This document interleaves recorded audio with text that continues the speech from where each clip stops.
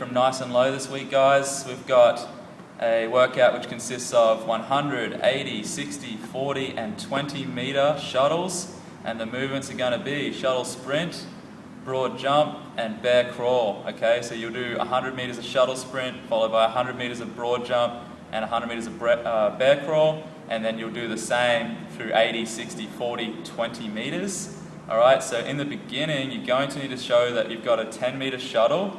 10 meters is the only length that you can use. So you need to find just 10 meters of space, anyone can do that. And we're going to have two markers, one at each end, in an upright fashion because we can't see your chalk line in 10 meter distance if you're down kind of lowish. So that's the best way to do it. You'll take your camera, you'll show the start point, you'll follow your tape measure down. If you have to do it in a couple sections, show that you're marking off a 5 meter and going onwards or something, 2 5s, and then put your marker at the end. I'm showing that you can do with anything. I've got 2 bottles. You seriously can use anything that just sits upright and we can see it in the distance. Alright, 3, 2, 1, go. And what we need to see in the run is that you just start at one end with feet behind at the beginning, but at each end it's just one hand has got to touch beyond your marker. Alright, so in the distance, no foxing guys, just be legit. It's just only one hand that's got to make that line. Get through your lengths to get the meters. Then you go on to broad jumps. Broad jumps can be done with a big jump and a stop, or they can be bounding broad jumps, but they must be 2-footed jumps at a time. So I'll show you one of those. Show you a couple of those. Right, that's one at a time, or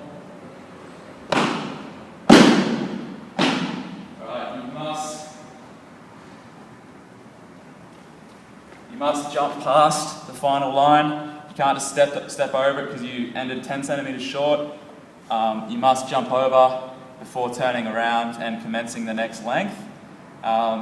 Any little missteps when you land, bring your foot back. Just make it legit. Don't stutter with your feet. Even if it's a double-footed stutter, come back where you originally hit. And once you've done that one, you go to bear crawl. Our really big tell to make sure you're doing bear crawls right is we'll see the palm touch the ground and we'll see your head stay down under your hips. If it starts to rise up in line with your hips, often it's a pretty good tell that you're now on your fingers, you're just pushing through your legs and your upper body isn't carrying any load anymore. So we just want to see that. I'm going to show you a little bit of bear crawl now, up and back.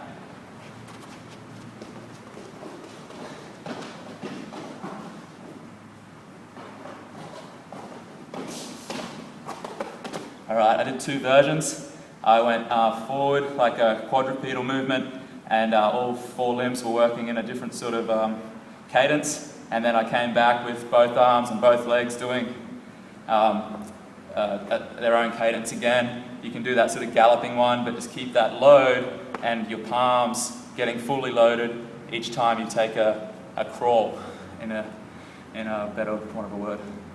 That's it. It's really pretty easy. If you stuff up any of the movements and find out you did it wrong, you see that it's going to be not legit, you have to just do this one again. There's no penalty, extra seconds. Redo it, reload it. That's the go for this one. It's pretty simple. Have a good one, guys. Show us how fast you are.